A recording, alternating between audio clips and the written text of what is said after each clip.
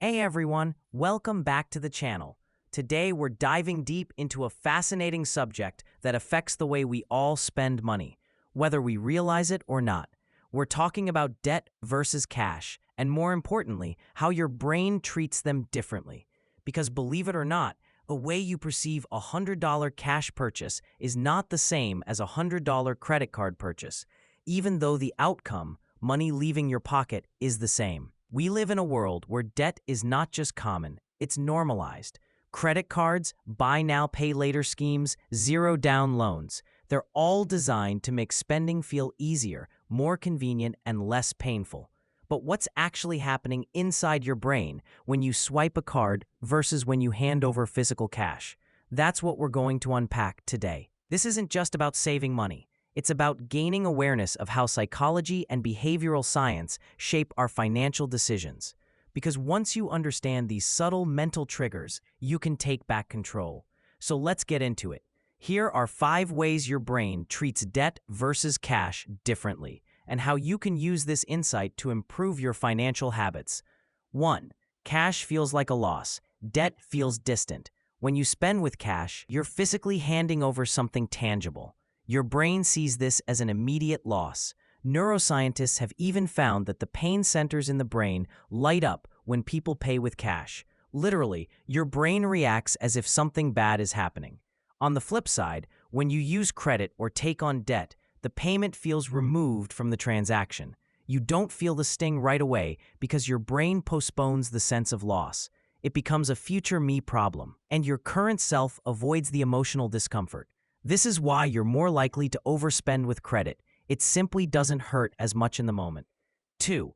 Debt encourages abstraction. Cash demands clarity. When you deal in cash, you're more likely to be aware of exactly how much you have and how much you're spending.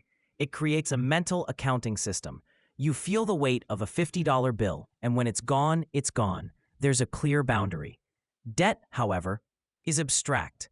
Credit cards and loans create a buffer between you and your money. You see a credit limit or a minimum payment, not the real cost. This abstraction dulls your sense of financial responsibility and allows you to rationalize purchases more easily. That's not just poor planning. That's brain chemistry working against you. 3. Cash taps into scarcity. Debt promotes illusion of abundance. Paying with cash forces your brain to confront scarcity. You only have a certain amount in your wallet, and once it's used, that's it. This activates the scarcity mindset, which can actually lead to more thoughtful spending. You weigh options more carefully and are less impulsive. Debt, on the other hand, creates an illusion of abundance. A credit card with a $5,000 limit feels like $5,000 in your bank, even though it's borrowed money. That sense of abundance leads to bigger purchases, more indulgence, and a false sense of financial security. In short, you feel richer than you really are, and your brain encourages spending based on that illusion. 4. Paying with debt delays pain, but increases long-term stress. Your brain is wired to avoid pain and seek pleasure in the short term. That's why debt feels so appealing. It allows you to enjoy something now while pushing the pain of paying for it into the future. The dopamine hit of the purchase comes instantly, and the bill comes later. But here's the catch. Delayed pain doesn't mean no pain.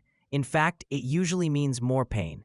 That same brain that wanted short-term pleasure eventually has to deal with long-term stress. Research shows that people who carry revolving debt experience higher levels of anxiety, sleep disruption, and even depression.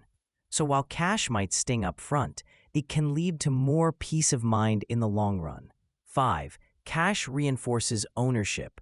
Debt can disconnect you from value. There's something psychologically satisfying about paying with cash. When you buy something with money you've saved, your brain assigns it higher value. You're more likely to take care of it, appreciate it, and use it wisely because you worked for it and paid for it immediately. With debt, that connection gets weakened. The brain perceives the item as acquired but not fully paid for. This creates a disconnect between ownership and value, which can lead to more casual attitudes toward both spending and the things we purchase.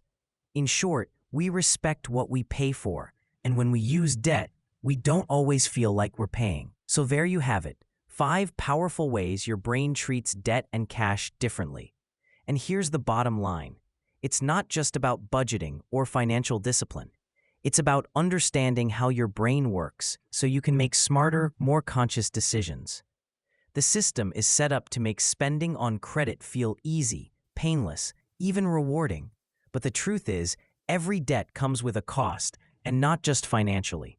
If you can start recognizing these mental traps, you'll begin to see your money differently. Maybe you'll pause before swiping that card. Maybe you'll start using cash more intentionally. And maybe you'll feel more in control of your financial life, not because you're cutting back, but because you're finally in sync with how your brain experiences money. If you found this video helpful, make sure to hit that like button, subscribe for more content like this, and drop a comment below.